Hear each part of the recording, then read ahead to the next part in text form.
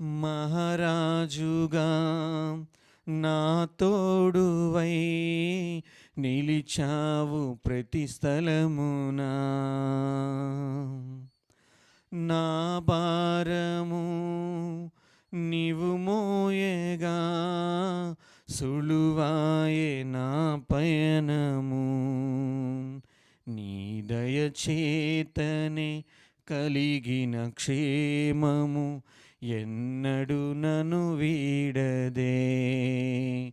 నీ దయచేతనే కలిగిన క్షేమము ఎన్నడు నన్ను వీడదే.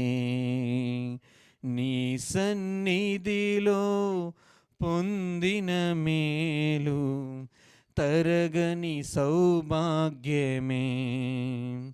నీ సన్నిధిలో పొందిన